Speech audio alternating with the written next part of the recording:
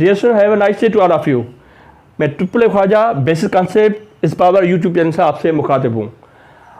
मेरे जो व्यूअर्स है, स्टूडेंट खास तौर पे हैं, उनकी अब डिमांड है कि आप जो है ना हमें एमसीक्यू की तैयारी कराएं। इसलिए मैंने अपने जो रेगुलर जो थे वीडियोस वो मैंने रोक दी है, वो इंशाल्लाह बाद में शुरू करेंगे। अब एमसीक्यू के लिए मैं आज से तैयारी कराता हूँ। सबसे पहले ये पहला हमारा चैप्टर है रियल एंड कॉम्प्लेक्स नंबर। इसमें ये चीज़ें बहुत ज़रूरी है, जिसलिए मैंने लिखा है important to remember for MCQ. Additive identity in real number क्या होती है? 0 होती है। Multiplicative identity in real number क्या होती है? 1 होती है। Additive inverse of a is -a और -a का एडिटिव इनवर्स a होगा। Multiplicative inverse of a is 1/a। 1/a का मल्टीप्लिकेटिव इनवर्स a होगा। Multiplicative inverse of -a is -1/a और -1/a का मल्टीप्लिकेटिव इनवर्स -a होगा। और यहां बात है कॉम्प्लेक्स नंबर में। कॉम्प्लेक्स नंबर में ये होता है कि आपका additive identity in complex number क्या होता है? 0,0। इसको हम ऐसे भी लिख सकते हैं, 0 प्लस आयोटा 0, ऐसे भी लिख सकते हैं। और multiplicative identity in complex number क्या होता है? 1 0। इसको मैं ऐसे भी लिख सकता हूं, 1 plus iota 0। Additive inverse of a b क्या होता है? Minus bracket a comma b या -a -b होता है। और -a -b का -a कामा -b का ए बी होगा additive inverse. Multiplicative inverse of a b is equal to a/a² plus b² comma -b/a² plus b²। इसमें ये note करें कि आपका दोनों में डिनोमिनेटर सेम है। क्या है? a² plus b²। ब्रैकेट को क्लोज करो।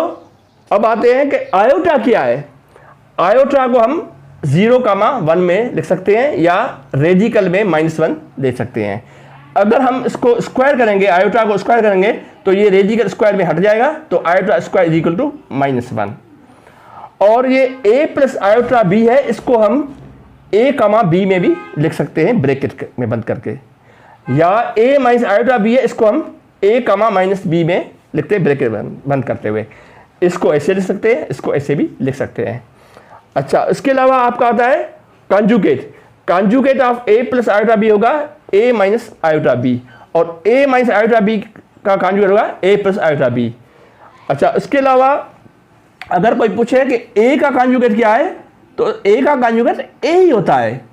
सिर्फ अगर आपका कॉन्जुगेट में हमेशा इमेज नंबर की साइन चेंज होगी। अगर प्लस होगी तो वो माइनस हो जाएगी, अगर माइनस होगी तो वो प्लस। किसकी? इमेजिनरी पावर ही होगी, रियल की नहीं होगी चेंज। ये जहन में रखना, क्या होगी? प्लस की चेंज होगी।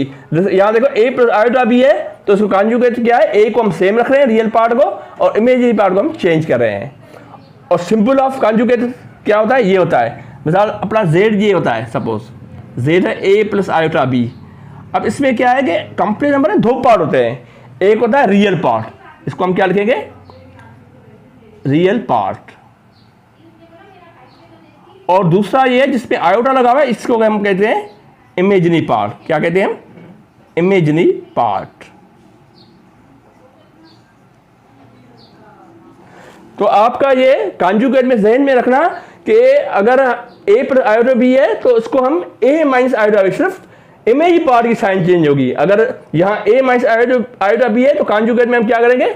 a plus iota b। सिर्फ इसकी किसकी जहन में रखना कि इमेजिनरी पार्ट की साइन चेंज होगी, बाकी रियल पार्ट की साइन चेंज कभी भी नहीं होती कॉन्जुगेट में।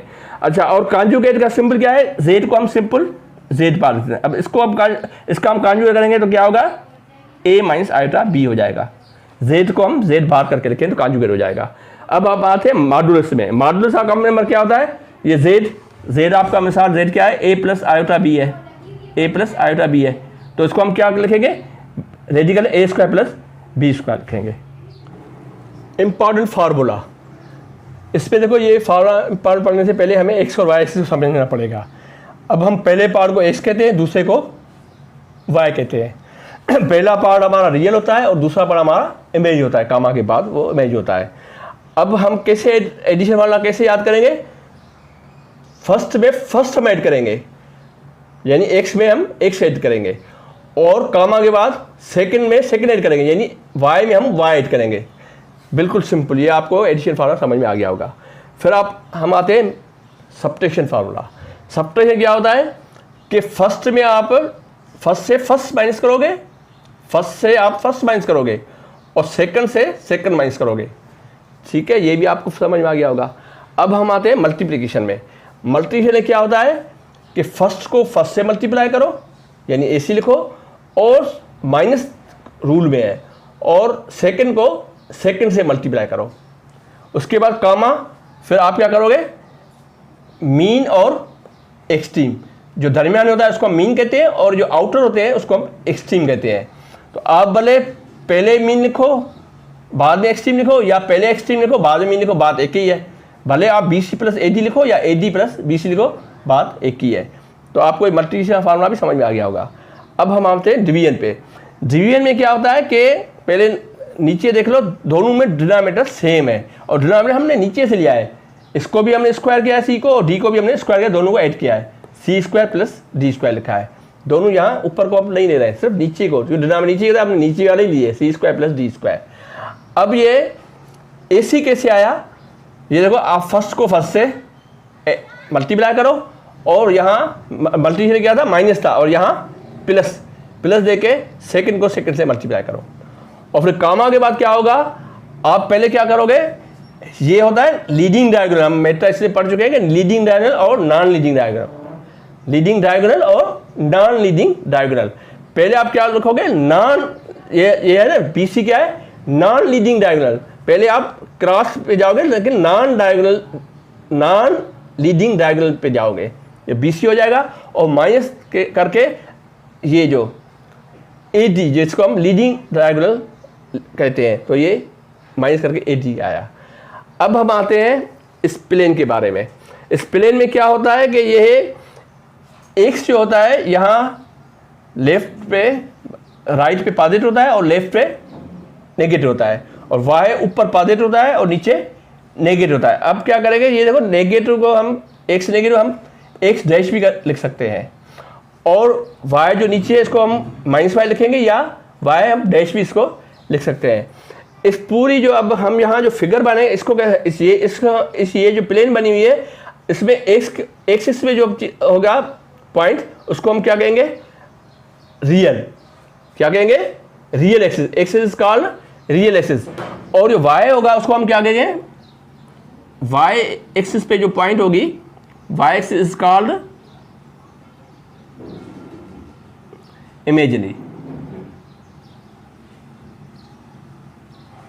Imaginary axis. एक्सिस को हम क्या कहेंगे, रियल एक्सिस, और वाई एक्सिस क्या कहेंगे, इमेजिनरी एक्सिस। अब ये यहां अगर हम पॉइंट, ये हमने पॉइंट डाल दी, इस पॉइंट को द फिगर रिमेन वन और more complex number on the comparable is called Argand diagram. अब हमने पॉइंट डाली, तो ये जो अभी जो फिगर बनेगी उसको हम क्या कहेंगे, अर्गेन डायग्राम। अब देखो यहाँ ये हाइट पे क्या होता है, y होता है, और यहाँ हॉरिजॉन्टल पे क्या होता है, x होता है। अब ये हम इसका डायगोनल निकालते हैं, तो ये इसको हम z करके लिखते हैं। क्यों z करके लिखते हैं, क्योंकि ये आपका पाइथागोरस थ्योरम लगाओ, तो ये क्या होगा, z² = परपेंडिकुलर स्क्वायर। परपेंडिकुलर क्या है, यहाँ y है, और बेस क्या है, यहाँ x है, क्योंकि सामने ये भी x ही होगा। इसका अगर हम स्क्वायर रूट दोनों साइड पे करेंगे तो क्या हो जाएगा, ± x² + y² हो जाएगा। अब यहाँ माइनस आप निगलेक्ट करो, क्योंकि ये लेंथ है, लेंथ में माइनस की जरूरत नहीं होती, क्योंकि लेंथ हमेशा पॉजिटिव में मेजर की जाती है। तो ये आपका हो जाएगा +x² + y², और इसको हम मॉडुलस कहते हैं। अब ये जो फिगर बनी, ये वाली, ये जो ट्रायंगल बन गया, जिसपे हमने पिथागोरस थ्योरम लगाया, इसको हम कहते हैं अर्गेंड डायग्राम। अब मजीद कुछ और भी इंपॉर्टेंट इसमें चीज़ें रह गई हैं, कोई इंपॉर्टेंट बहुत सी बातें कुछ रह गई हैं थोड़ी बहुत, वो भी मेरा स्टूडेंट आ रहा है आकाश, वो आपको बताता समझाता है। डियर दोस्तों, have a nice day to all of you. जिस तरह आपको सर ने आज फॉर्मूला समझा दिए हैं, एंटी टेस्ट के एमसीक्यूज की तैयारी करने के लिए पहले हमें फॉर्मूला समझने पड़ेंगे और फॉर्मूला समझने के बाद हमारे एमसीक्यूज आसानी से सॉल्व हो जाएंगे, इसलिए हम पहले फॉर्मूला समझते हैं। तो आपको सर ने फॉर्मूला समझा दिए हैं, बाकी कुछ चंद फॉर्मूला रहते हैं वो मैं आपको समझाऊंगा। तो हम फोकस करते हैं अपने पहले फॉर्मूले पे, माइनस जेड इन मॉडुलस। जो ये हमारी दो लाइन है, ये मॉडुलस की लाइन है, ठीक है। हमारा minus z is equal to z modulus, चाहे हम माइनस जेड लिखें चाहे जेड लिख दें। अब इन दोनों में फर्क क्या है? फर्क खाली ये कि यहाँ पर माइनस है, यहाँ पर माइनस नहीं है। उसके बाद हम आते हैं is equal to z in modulus, जो ये हमारे ऊपर बार है ये वाली, इसको हम कहते हैं कॉन्जुगेट। ये हमारी बार है कॉन्जुगेट की बार, ठीक। और चाहे हम जेड मॉडुलस लिखें चाहे जेड कॉन्जुगेट बार मॉडुलस लिखें, तो भी इन दोनों में भी कोई फर्क नहीं होगा। Is equal to minus z conjugate bar modulus. इसमें और इसमें फर्क ये है कि यहाँ पर माइनस है और यहाँ पर माइनस नहीं है, और इससे ये भी साबित होता है कि ये चारों एक दूसरे के इक्वल है और इन चारों में मॉडुलस है। चाहे हम इसको माइनस जेड लिखें चाहे जेड लिखें चाहे जेड कॉन्जुगेट लिखें चाहे माइनस जेड कॉन्जुगेट लिखें, चारों में कोई भी फर्क नहीं होता, ये चारों एक दूसरे के बराबर हैं। उसके बाद हमारा सेकंड फॉर्मूला, जेड के ऊपर जो ये पहली बार है इसको हम कहते हैं कॉन्जुगेट बार, और जो उसके ऊपर बार है इसको हम कहते हैं होल बार। ये हमारा z conjugate bar whole bar is equal to z, चाहे हम इसको इस तरह लिखें चाहे इस तरह लिखें, इन दोनों में कोई फर्क नहीं होता। चाहे इसके ऊपर जेड कॉन्जुगेट बार और होल बार है, यहाँ पर कुछ भी नहीं है, ओनली एक्स है, ठीक। उसके बाद हम आते हैं थर्ड फॉर्मूले पे, Z dot z conjugate bar. अब जो ये डॉट है ये हमारा ये मल्टीप्लाई की साइन को रिप्रेजेंट करते हैं, ये मल्टीप्लाई का सिंबल है। Z z dot z conjugate bar is equal to z square in modulus, चाहे हम इसको जेड स्क्वायर मॉडुलस में लिखें चाहे इसको हम जेड डॉट जेड कॉन्जुगेट बार में लिखें, इन दोनों में भी कोई फर्क नहीं होता। उसके बाद हमारा है fourth formula, Z1 plus Z2 whole conjugate bar. जो हमारी बार है ये कॉन्जुगेट की होल में बार है, is equal to Z1 plus Z2 Z1 conjugate bar plus Z2 conjugate bar. अब क्या है, ये दोनों इन दोनों के ऊपर एक साथ में बार है और इन दोनों में अलग अलग है, ये दोनों साथ में है ये दोनों अलग अलग हैं, तो भी इन दोनों में भी कोई फर्क नहीं रहता है। नंबर 5 हमारा एग्जाम्पल ये है कि Z1 upon Z2 whole bracket conjugate bar. अब जो ये कॉन्जुगेट बार है ये पूरे ब्रैकेट पे अप्लाई हो रही है, is equal to Z1 conjugate bar upon Z2 conjugate bar. इन दोनों में क्या फर्क है? इन दोनों में ये फर्क है कि यहाँ पर पूरे होल के ऊपर होल ब्रैकेट के ऊपर कॉन्जुगेट बार है और यहाँ पर इन दोनों के ऊपर अलग अलग बार है, तो ये इन दोनों में भी कोई फर्क नहीं है। उसके बाद हम आते हैं 6 फॉर्मूले में, Z1 dot Z2 in modulus is equal to modulus Z1 dot Z2, और जो यहाँ पर हमारा डॉट है मल्टीप्लाई की साइन को रिप्रेजेंट करता है। अब ये दोनों साथ में लिखे हुए हैं और ये दोनों अलग अलग लिखे हुए हैं, चाहे हम इन दोनों को साथ में लिखें चाहे अलग अलग लिखें, तो भी इन दोनों में हमारा फर्क नहीं होता। अब हमारा है 7 फॉर्मूला, इसका नाम है ट्राइंगल इनइक्वालिटी। अब हमारे 7 के 7 फॉर्मूले हमें पता चल गए। अब हम आते हैं अपने मेन टॉपिक पे, डी मोइवर्स थ्योरम। हमारा थ्योरम क्या है? ये पूरा हमारा थ्योरम है, x plus iota y whole bracket power n, ये हमारा पावर में n है। अब ये x हमारा क्या है? ये हमारा रियल पार्ट है और आयोटा क्या है? हमारा इमेजिनरी पार्ट है। अगर जिसके साथ आयोटा होगा वो हमारा इमेजिनरी पार्ट बन जाएगा और जिसके साथ आयोटा नहीं होगा वो हमारा रियल पार्ट बन जाएगा। अगर सपोज आयोटा x के साथ होता तो x भी इमेजिनरी पार्ट बन जाता, और अभी हाल फिलहाल आयोटा y के साथ है तो ये आयोटा y इमेजिनरी पार्ट है।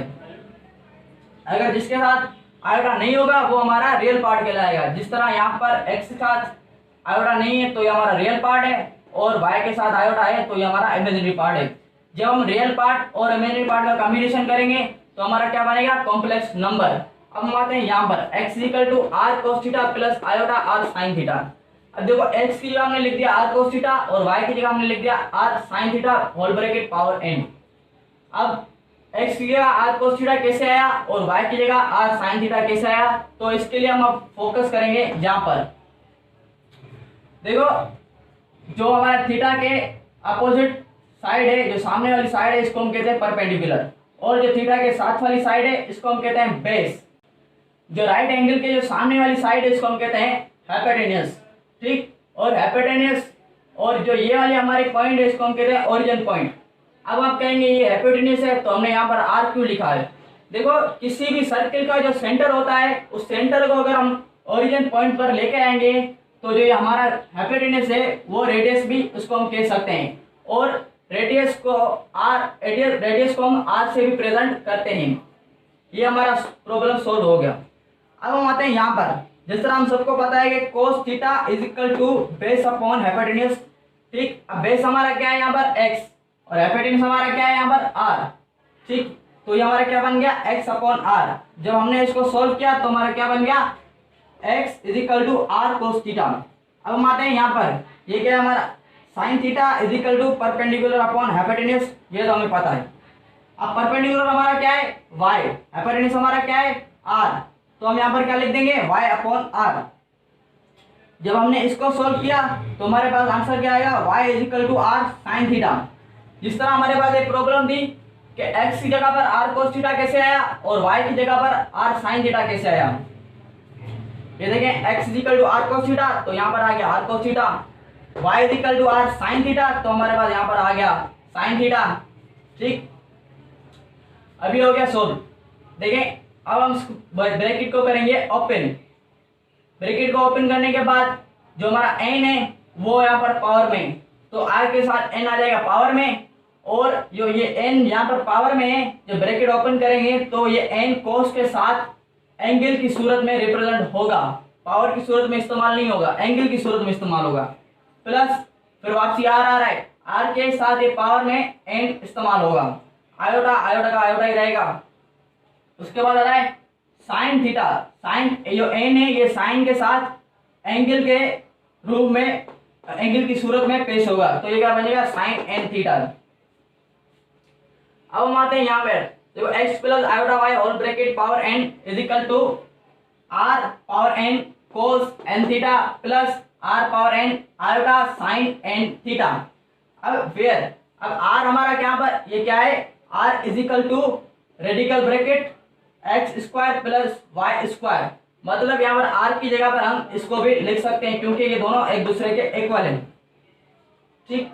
और जब हम राइट एंगल ट्राइंगल पर पाइथागोरस थ्योरम इस्तेमाल करेंगे तो ये हमारी इक्वेशन सॉल्व हो जाएगी।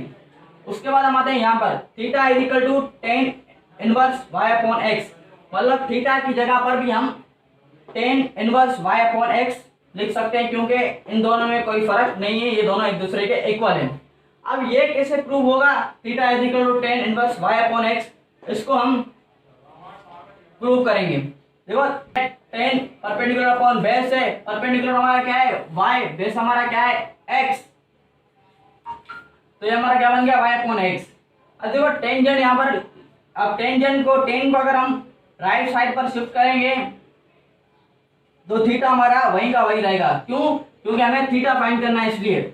अब थीटा हमारा वहीं का वहीं रहेगा और जो हमारा टेन है वो लेफ्ट साइड से राइट साइड पर शिफ्ट हो जाएगा। जब हमारा टेन लेफ्ट साइड से राइट साइड पर शिफ्ट होगा तो ये हमारा टेन की पावर है 1 प्लस में, तो वो जब शिफ्ट होगी लेफ्ट से राइट साइड पर तो वो पावर -1 बन जाएगी। उसके बाद हमारा y अपॉन एक्स वो हम सेम टू सेम लिख देंगे। प्रूव हो गया। उम्मीद है कि आपको ये हमारा लेक्चर पसंद आया होगा, और इसी तरह हमारे लेक्चर को हासिल करने के लिए हमारे YouTube के चैनल बेसिक कॉन्सेप्ट इस पावर को सब्सक्राइब करना एंड बेल के आइकन को क्लिक करना ना भूलें, ताकि आपको ऐसी बेशुमार अगली वीडियोस मिलती रहें और आप एंटी टेस्ट की तैयारी करते रहें। अगर आपको ये फॉर्मूलास आएंगे तो आपके MCQ आसानी से सॉल्व हो जाएंगे। खुदा हाफिज, और हमारे YouTube के वीडियोस को लाइक कमेंट शेयर करना ना भूलें। खुदा हाफिज।